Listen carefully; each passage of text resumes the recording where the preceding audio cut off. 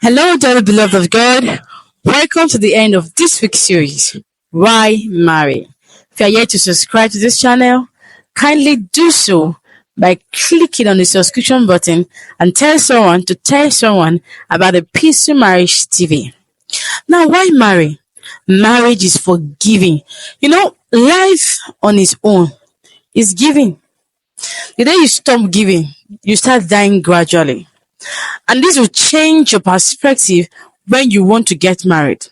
The reason why most people are having constant chaos and quarrels in their marriages is because they are wanting to receive. He doesn't care for me. He doesn't love me.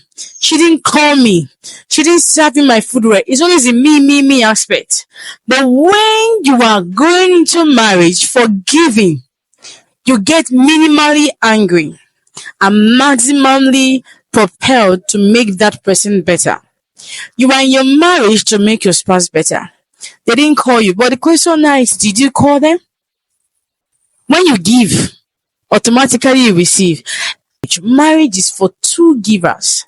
When you are selfless in your marriage, it's easier for you to service your spouse without expecting a reward. And most times, that is when the reward comes bountifully. Hello, dear lady. Before you complain that your spouse won't give you money, when last did you dress your husband for work? I say, honey, let me know the tie for you. But no. So most times, if we reduce our expectation and start expressing our love towards our spouse, it prepares them to change on their own. When you're always giving, you don't get angry that the other person did not give you.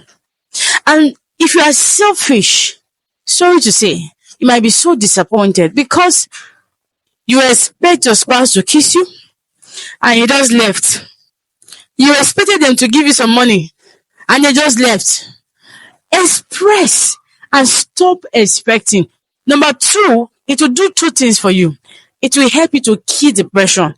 Many people are depressed in marriage today because they were expecting something that was not realistic. Most times the movies we watch, they are not to educate us, they are to entertain us. You watch the movie, they serve you breakfast in bed, say hello, can I raise your leg up to give you tea? Say, oh yeah, honey. You say, oh my God, I must marry this year. See love in Tokyo. See, that is fallacy of ambiguity. When you enter, your eyes will be opened. That your food is in the kitchen, go and take it. So most things we watch in the movies, they are not real. It's just to entertain you. If you really want to enjoy marriage, enter marriage with a perspective of, I am here to give my time, my affection, my resources to make this person better. At that point in time, you don't get weary because you are there on a help journey. And there's no one you help that doesn't pay you back with gratitude and goodness. Just be like Jesus. See, God, He gave Jesus to the world, and how He has everything in the world back to Himself. When you give, you will always get back. But when you want to get before you give, it might end in frustration.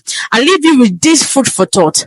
God so loved the world that He gave His only begotten Son. And today, everybody has come back to God. When you give your spouse, remember, it will always come back. Whatever you give will always come back.